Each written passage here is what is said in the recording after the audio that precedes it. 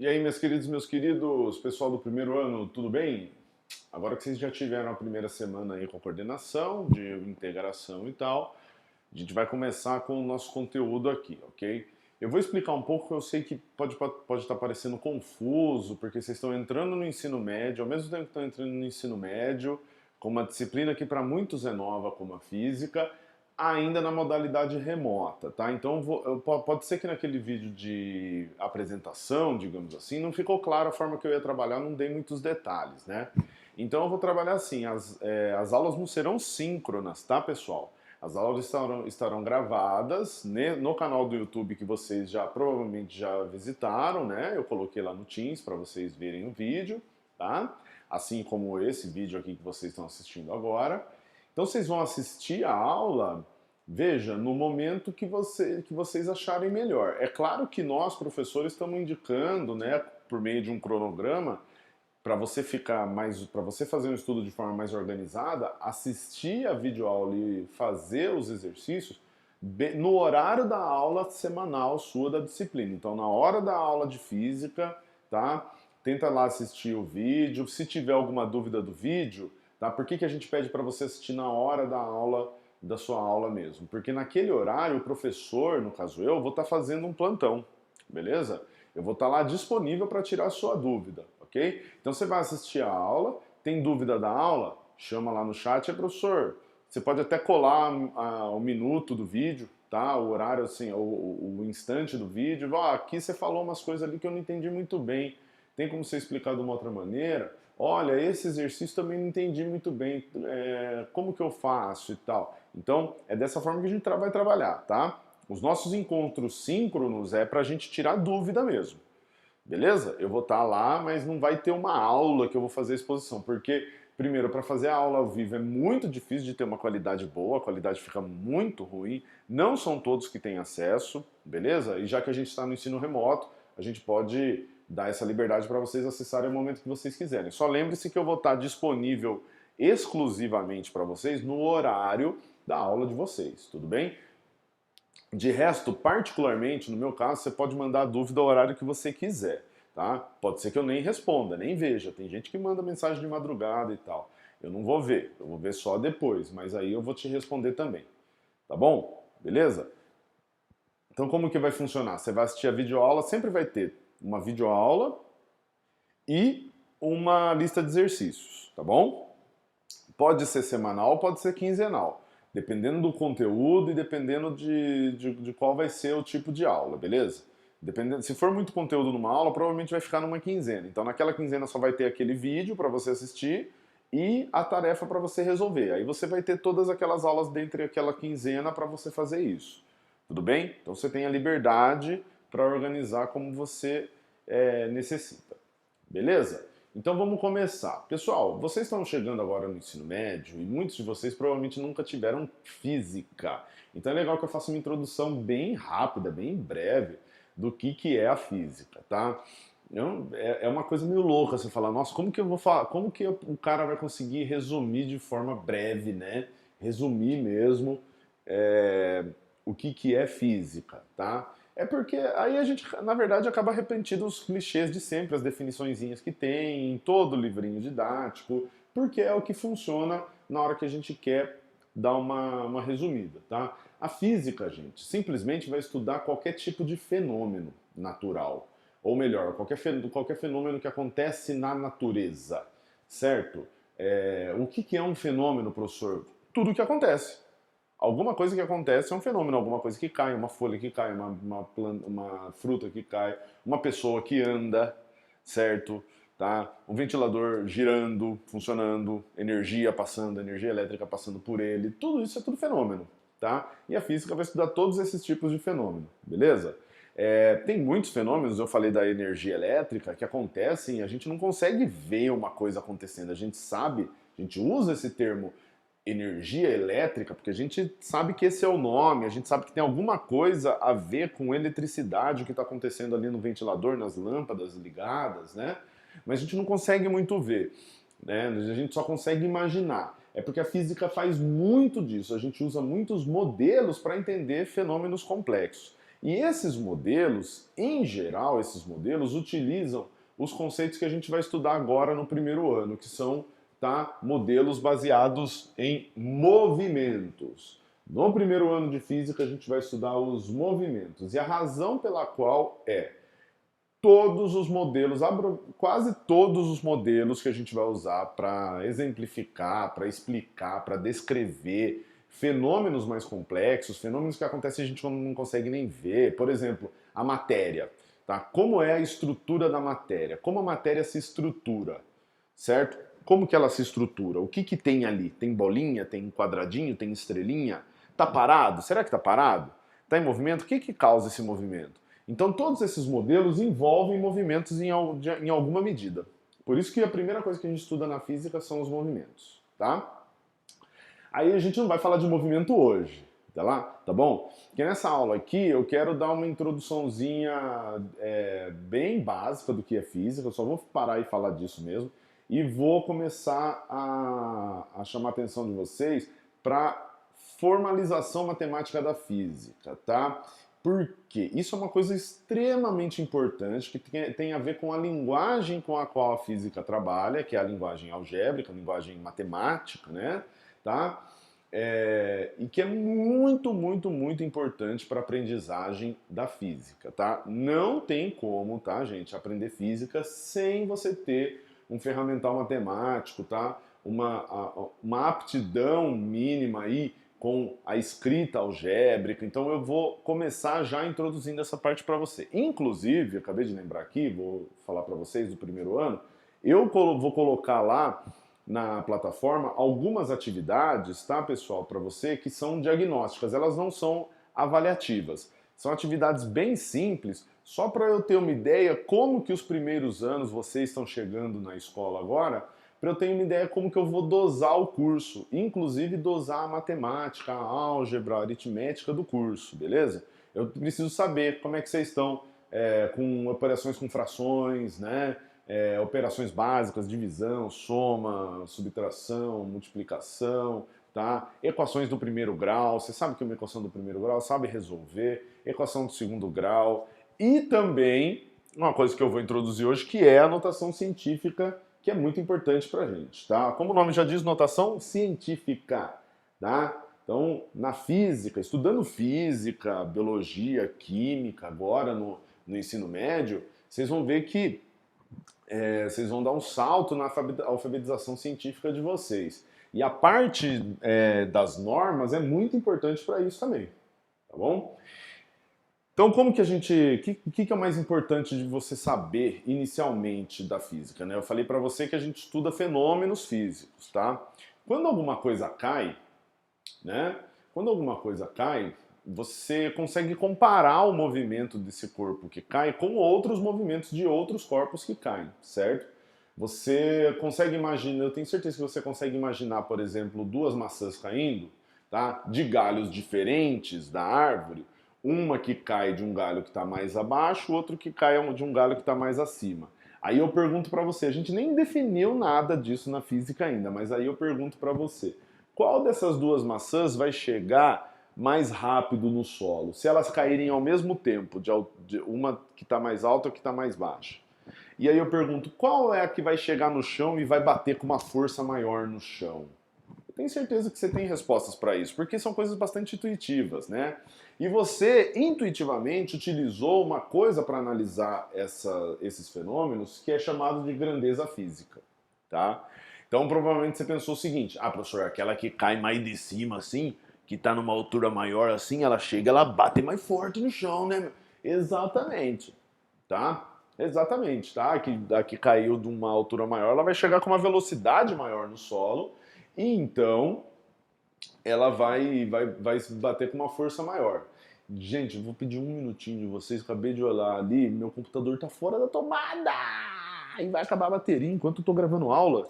Gente do céu, não pode acontecer isso, de forma alguma. Ai, tomara que o fio do microfone chegue aqui. Vamos lá. Ai, meu Deus do céu. Consegui. Ufa. Ufa. Me perdoe, gente. Aqui é assim, é profissionalismo nota 10. Vamos lá. Então, você usa grandezas físicas para isso, você compara a altura. Ah, se a altura é maior, ela chega com uma velocidade maior no solo. Se a altura é maior, a hora que chega no solo faz mais barulho, bate com uma força maior, tá? Grandezas físicas são o que a gente usa para medir esses fenômenos, digamos assim, analisar esses fenômenos por meio de medidas, tá? A altura é uma medida de espaço, que é uma grandeza física, tá? E aí lembra que eu falei, na física nós temos uma maneira muito específica de representar essas grandezas. Nós usamos símbolos para dar nome para elas, certo? Elas têm um nome que é representado pelo símbolo, tá? E toda grandeza física ela é composta por um determinado valor e uma unidade de medida. Então, exemplo, tá?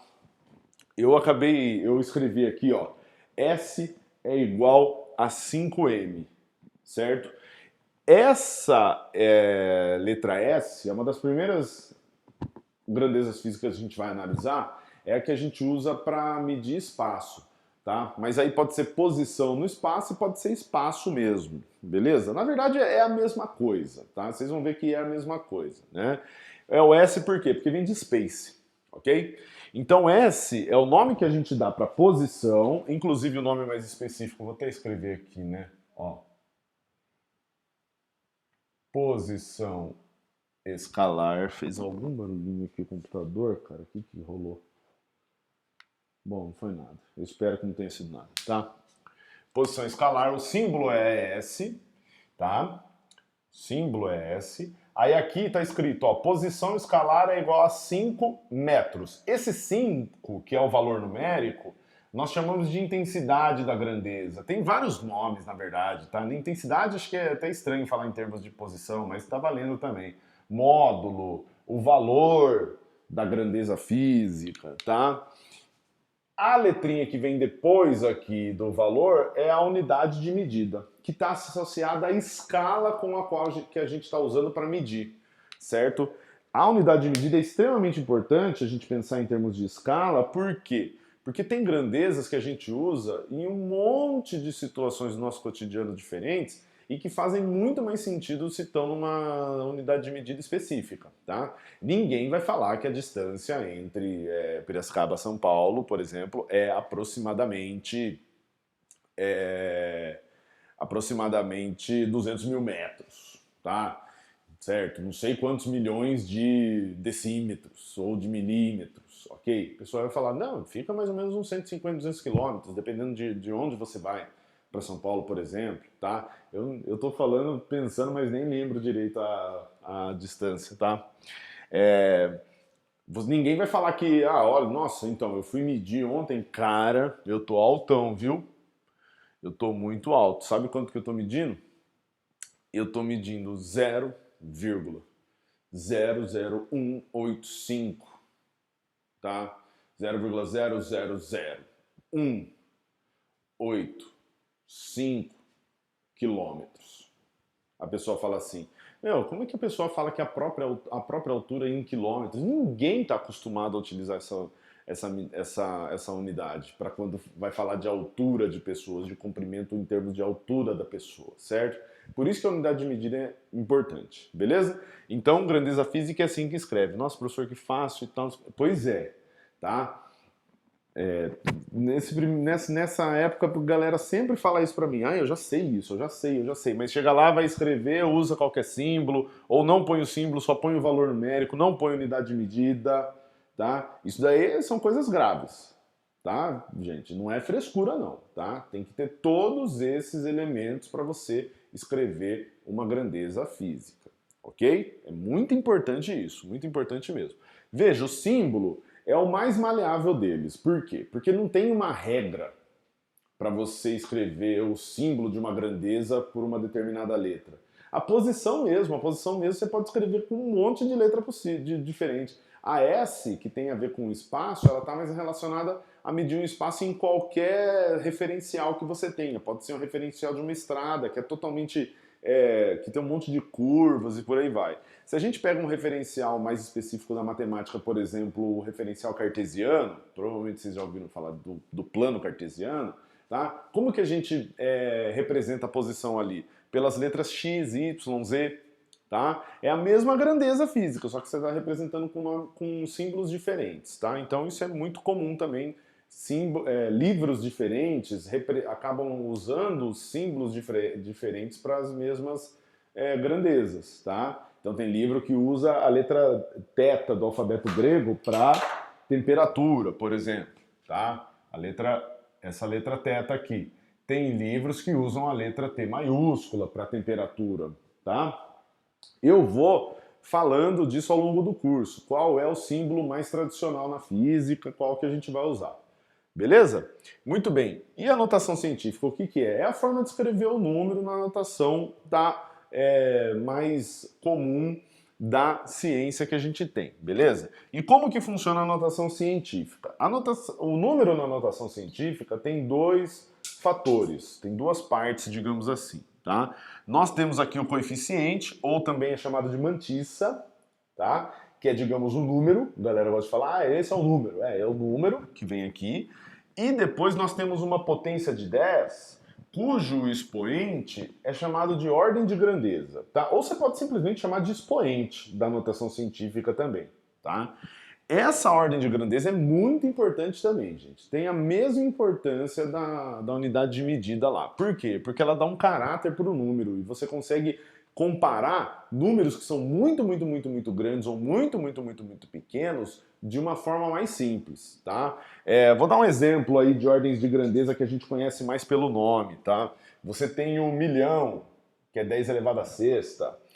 O que vocês provavelmente já conhecem é o quilo, né? O 1.000, né? Que equivale a 10 elevado ao cubo. Você tem o bilhão, que é 10 elevado a nono, o trilhão, que é 10 elevado a 12, e por aí vai, tá? Então a ordem de grandeza da notação científica é o expoente da potência de 10, e a mantissa é o coeficiente que multiplica essa potência de 10 aí. Tem uma regrinha para mantissa, tá? Aqui no expoente pode ser qualquer valor, beleza? Que a gente vai representar. Para mantissa, nós temos uma regrinha muito importante, muito específica aqui, que é o seguinte: o número que representa a mantissa, ele tem que estar entre 1 e 10. Ele pode ser igual a 1, mas ele tem que ser menor do que 10. Por que tem que ser menor do que 10? Porque se for 10, se você multiplicar um número que é igual a 10, basicamente o que você está fazendo é aumentar uma ordem de grandeza, certo? Ó, exemplo, você tem, sei lá, nossa, professor, olha só esse número aqui, 10 vezes 10 elevado a 1. Não, na verdade esse número é 10 vezes 10, que é 100. Então ele tem uma ordem de grandeza maior, que é 10 elevado ao quadrado. Certo? Beleza? Só para relembrar essa parte de potenciação, né, com base 10. O número de zeros, quando você tem um número que é maior do que 1, o número de zeros que eu tenho aqui no meu número, por exemplo, aqui 10.000, certo? Eu tenho 4 zeros. Esse número é exatamente o expoente que vai lá na potência de 10. Se o número for menor do que 1, por exemplo, 0,001, tá? Funciona basicamente da mesma forma. Só que como o número é menor do que 1, o expoente vai ser negativo, tá, pessoal? Só para relembrar. E aí o número que você vai colocar aqui, 1, 2, 3, 4, 5, é igual ao número de casas decimais que você tem depois da vírgula. Então tem, ó, 1, 2, 3 casas decimais. Então por isso que aqui fica 10 elevado a menos 3, tá? Esse tipo de matemática aqui, esse tipo de coisa, eu também estou cobrando de você para ver como que vocês estão lá naquela atividade de diagnóstica, de diagnóstico, tá? Para ter uma ideia, mas eu já vou começar cobrando aqui na notação científica também, tá? Para a gente avançar. Beleza? Vou fazer alguns exemplos aí de notação científica para vocês. Ó, enquanto eu estou dando a aula, tá, gente? Eu vou parar, por exemplo, aqui antes de fazer o exercício, ó. Você tem uma visão da lousa, tem como você tirar um print aí, beleza? Então você pode tirar um print, salva aí a imagem, tá? Que eu vou apagar agora para fazer o exemplo, tá? O exercício de exemplo. Então tá aparecendo aí já.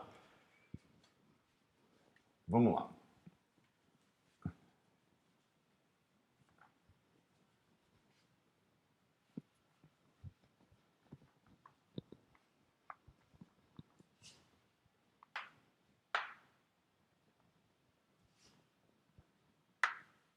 Muito bem, né? É isso aí.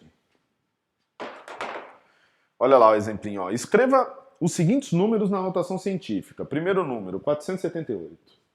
Então, primeiro número, 478. Como que eu escrevo esse número na notação científica? Bom, o 478 é como se eu vou escrever ele de uma outra forma. Cadê a caneta azul? Não tá mais aqui?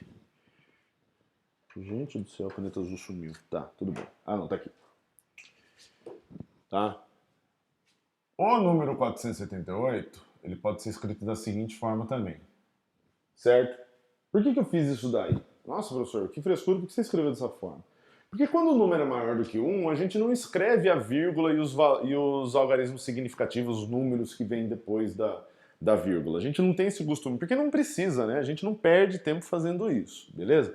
Mas é importante porque, para você ter uma ideia de qual vai ser o procedimento que você vai fazer na hora de escrever na notação científica. Eu sei que a mantissa é um número que tem que estar entre 1 e 10. Então o que eu vou fazer? Eu vou mover essa vírgula, eu vou andar com ela, esse é o termo que, né, os professores usam com a gente quando a gente está lá no fundamental, certo? Eu vou andar com essa vírgula, tá? O número de casas decimais necessárias para fazer com que esse número se reduza a uma ordem de grandeza que fique entre a unidade e a dezena, né? Entre 1 e 10, certo? Então, ó, a vírgula está aqui, esse número é 478. Então, se eu andar uma casa para cá e a vírgula parar aqui, aí eu vou estar 47,8. Ainda é maior do que 10. Então, eu ando mais uma casa decimal. Aí vai ficar aqui, ó, no 4,78. Ah, 4,78 tá entre 1 e 0, professor. Entre 1 e 10, perdão. Tá? 4,78, então minha mantissa tá certa. Exatamente, sua mantissa tá certa. Agora vem a outra parte do número, ó, que é o expoente. Então vai ficar 4,78 vezes 10. O número que vem aqui em cima, no expoente, é exatamente igual ao número de casas que você precisou andar com a vírgula. Então se você contou 1, 2, o número que vem aqui em cima é 2. Então 478... na notação científica é 4,78 vezes 10 ao quadrado. Tranquilão, né? Bem de boa, certo? É isso, gente. É só isso, tá? Beleza? Qual que é a única diferença? Quando você tiver que andar com a vírgula para o lado direito. Aí eu vou explicar já já para você, que tem um exemplo aí para a gente fazer isso, né? Beleza? Vamos lá. Letra B, ó. Ele pede para a gente escrever 10.300. O número 10.300 na notação científica. Mesma coisa, vou fazer a mesma coisa, tá? Ó, aí eu vou fazer direto aqui, a vírgula tá aqui, ó. Certo? Eu vou andar com a vírgula um determinado número de casas até esse número ficar entre 1 e 10. Então andei para cá, ó, uma casa, duas casas, três casas. Aqui tá 10,3, então vou precisar andar mais uma. 4 casas, ó. Andei 4 casas decimais e a minha vírgula parou aqui. Depois que a vírgula parar aqui, como que vai ficar a mantissa? 1,03. Ah, professor, não precisa escrever os outros zeros? Não precisa, porque como é zero, né? Tá? Eles nem são significativos. Eu só preciso parar nos algarismos que estão representados aqui. Vezes 10, certo? Beleza? Quantas casas decimais eu andei? 1, 2, 3, 4. Então o expoente é 4. 10.300 é 1,03 vezes 10 elevado à quarta. Beleza? Sempre que eu ando para a esquerda com a vírgula, gente, sempre que eu ando para a esquerda com a vírgula, tá? Sempre que eu ando para a esquerda com a vírgula, o expoente vai ficar positivo, tá vendo? Ó? Andou para a esquerda, o expoente está positivo. Beleza? Importante isso. Vamos para o próximo exemplo aí, a letra C. Tá? Ele pede para que a gente passe 0,398. 0,398. 0,398. Tá? Olha só que interessante agora. Eu tenho um número que é menor do que 1. Tem um número que é menor do que 1. Então, ao invés de fazer a vírgula andar para a esquerda, eu vou ter que fazer a vírgula andar para a direita. Vou ter que aumentar uma ordem de grandeza aqui, ó. Tá vendo? Então o que eu vou fazer? Eu vou andar com a vírgula que está aqui desse lado para a direita até o número ficar entre 1 e 10. Nesse caso está bem tranquilo, porque vai ser só uma casa, né? Ó, se a vírgula parar aqui, certo? Eu vou ter 3,98. Então eu só preciso andar uma casa. Veja que se eu andar mais uma, vai ficar 39,8. É maior do que 10, não pode. Então vai ficar 3,98 vezes 10. Agora olha só. Tá vendo que eu andei com a vírgula para a direita? Então o sinal vai ser negativo. Vou até colocar da mesma cor que a setinha. Tá? Não sei se essa cor tá aparecendo muito bem, mas tudo bem, ó. Deixa eu ver. Acho que dá para ver sim. Beleza. Tá? Menos, porque eu andei para a direita com a vírgula. Aí o número de casas, quanto que foi? Uma. 1. Então, 0,398 na notação científica é 3,98 vezes 10 a menos 1. Beleza? Essa é a única diferença aí. Com esses casos aí, vocês já conseguem fazer a maioria dos probleminhas, beleza? Vamos lá, vamos para o próximo aí. O letra D e a letra E são muito importantes também. Vou colocar a letra D aqui. Letra D é 150 vezes 10 ao cubo. 150 vezes 10 ao cubo. Ei, professor, mas já não está na notação científica? Já não tem uma mantissa e um expoente? Né? Então, você pode até pensar dessa forma, só que dá uma olhada na mantissa, gente. Tá entre 1 e 10 isso daqui? Bem maior, certo? Então já tem o expoente. O que a gente faz quando já tem o expoente? Fique calmo, ó. A vírgula não está aqui? Então eu vou fazer o mesmo procedimento que eu fiz anteriormente. Eu vou andar com a vírgula aqui, o número de casas até esse número ficar entre 1 e 10. Então eu vou andar duas casas, porque daí vai ficar 1,5, certo? Então vamos lá, ó. Vai ficar 1,5 vezes 10. Agora, olha só. Se fosse só o número 150, o expoente seria 2, porque eu andei duas casas, né? 1,5 vezes 10 elevado a 2, né? Só que ele já tinha um expoente ali, 10 elevado ao cubo, tá bom? O que eu faço? Esse número de casas decimais eu vou somar, tá bom? Eu vou somar no expoente que já estava lá. Então já estava 10 ao cubo, eu andei mais duas casas para cá, para a esquerda, então vai ficar 3 mais 2. Deixa eu colocar assim, ó. Andei duas casas para cá. Então aqui eu vou somar 2. E aí a resposta é 1,5 vezes 10 elevado à quinta. Beleza? Então se eu andei duas casas decimais para a esquerda, eu somo duas unidades lá no expoente. Beleza?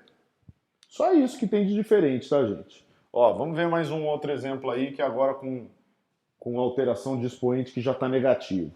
Olha o número aí para a gente fechar. 4.000 vezes 10 elevado a menos 6. 4.000 vezes 10 elevado a menos 6. E agora? Vamos lá. Ó.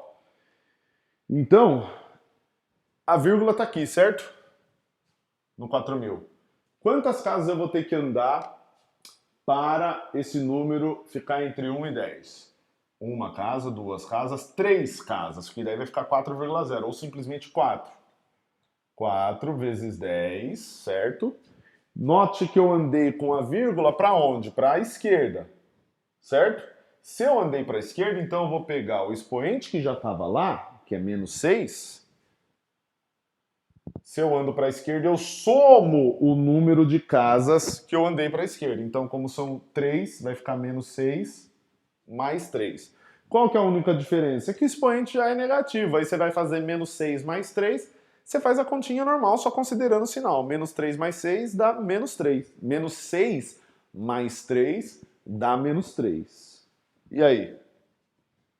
Olha aqui a resposta, ó. 4 vezes 10 a menos 3. Já era. Beleza, galera? Tem segredo isso daqui não, tá?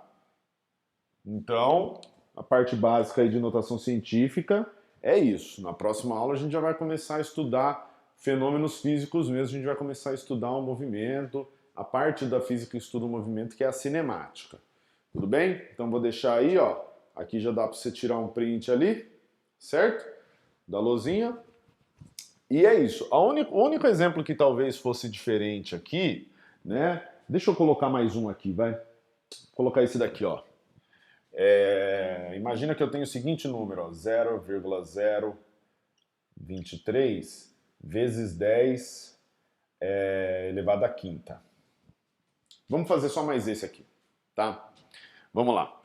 Então o que eu vou fazer? Mesmo esquema. Olha a vírgula onde tá, gente. Tá aqui. Pintar ela de azul em cima. Eu tenho que andar com a vírgula para onde agora para o número ficar entre 1 e 10? Para a direita. Então eu vou andar 1, 2. Duas casas. Então vai ficar 2,3. Tá vendo agora que eu andei para a direita e esse número já tem um expoente ali, já tem uma ordem de grandeza, que é o 5, tá? O que eu vou fazer? Como eu andei para a direita com a vírgula, agora ao invés de eu somar o número de casas que eu andei no expoente, que foram duas casas, eu vou subtrair essas duas casas. Beleza? Tá? Eu vou subtrair essas duas casas. Então como que vai ficar? Nesse caso aqui, 2,3 vezes 10 elevado a 5 menos 2, 3. 2,3 vezes 10 ao cubo. Essa aqui é a notação científica desse número 0,023 vezes 10 à quinta. Beleza, galera? Então, vamos começar devagar aí, tá? Com a notação científica. Depois, na próxima aula, a gente já começa a falar de movimento, velocidade, posição, tempo. E aí a gente continua. Tudo bem? Então, por favor, acessem lá as atividades, acessem, por favor, façam aquele questionário de diagnóstico para eu ter uma boa ideia de como vocês estão aí na matemática, na parte mais basiquinha, tá? E façam também essa atividade que envolve notação científica. Me procura lá no chat, tendo dúvida, tá? Manda lá para mim a dúvida. Se você quiser, o que mais funciona, o que eu mais gosto que a galera faz é, quando tenta resolver no papel, tira uma foto e manda para mim no chat. Tira uma foto do caderno com a resolução e manda. Ó, professor, eu parei aqui. Ó, professor, eu fiz desse jeito. Tá certo? Tá certo essa conta que eu fiz, essa equação que eu escrevi? Manda lá para mim para dar uma olhada, tá? Isso facilita demais, gente. Facilita demais, tá? Tenta evitar dúvidas muito genéricas assim. Tem gente que às vezes abre o chat e escreve assim para mim, professor, não entendi nada. E aí não fala nem do que, você não entendeu nada do que. Você assistiu um filme você assistiu um filme do Kubrick, não entendeu? Tipo, você entendeu? Então, tenta escrever de forma mais específica possível. Professor, eu sou aluno tal, meu nome é tal, eu sou da turma tal. Tudo bem? Bom dia, tudo bem? É legal também, tá, gente? Escreve lá assim, eu fiz o questionário tal, veja que os questionários, as videoaulas, todas elas têm uma sigla. A de vocês, essa aula que vocês estão assistindo, está escrito aí em cima EM101. EM1 é Ensino Médio 1, que é a primeira série do ensino médio. 01, que é a primeira aulinha que vocês estão tendo. Entendeu? A atividade vai estar com a mesma sigla, EM101. Ô, professor, tava fazendo o questionário EM101 e eu não entendi a questão 3. Eu li o enunciado e não entendi nem como conseguia começar. Você pode dar uma ajuda? Beleza, porque daí eu já vou direto, tá? Então, tenta evitar. Professor, eu não entendi. A mensagem é assim, eu abro o chat e assim, professor, não entendi. Mas não entendeu o quê? Tá? Tenta ser o mais específico possível, que ajuda muito. E não ajuda muito só eu, tá? Não é eu, ajuda muito a você também, tá? É mais fácil de eu entender sua dúvida, mais fácil de a gente conseguir resolver juntos ela. Tá bom, gente? Então, ó, se cuidem aí, tá? Por favor, se empenhem em entender como a plataforma funciona. Fiquem tranquilos que no começo vai ser difícil mesmo, vai ser complicado. É uma mudança, uma mudança pela qual vocês estão passando, que é assim, sem precedente, né? Entrando no ensino médio e entrando de forma remota, numa escola em que você tem disciplinas de cunho técnico também. Então, a gente está ciente disso, tá? Os professores estão cientes disso, a coordenação está ciente disso, fique tranquilo, beleza? Tente conversar ao máximo com a gente, tirar suas dúvidas, tá? Pode procurar a gente vai ir conversar com você a hora que for. Tudo bem? Então é isso, moçada. Um abraço para vocês e a gente se vê na próxima aula aí.